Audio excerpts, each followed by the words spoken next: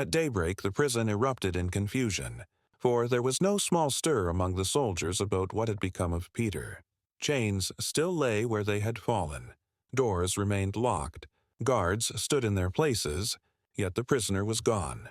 Herod searched, questioned, and pressed for answers that no earthly man could give. Unable to accept that God had overruled him, he turned his fury on the innocent, examining the keepers and commanding that they be put to death. With judgment passed and no explanation to calm his pride, he left Judea for Caesarea, carrying the silent defeat of a king outmatched by heaven. In Caesarea, Herod faced another conflict, this time with the people of Tyre and Sidon, who sought peace because their land depended on the king's provision.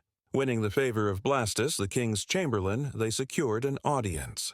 Herod saw an opportunity to display his power, and on an appointed day, arrayed in royal apparel, he sat upon his throne.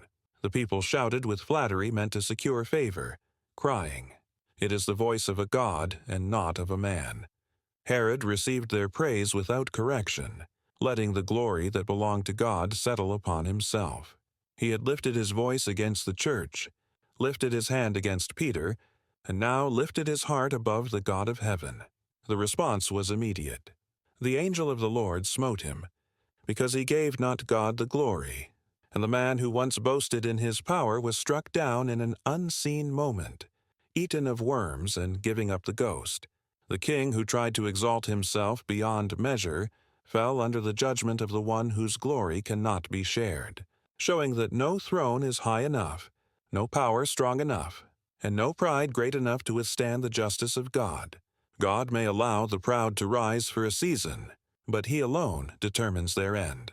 When man lifts himself higher than truth, higher than humility, and higher than God, the fall is never delayed.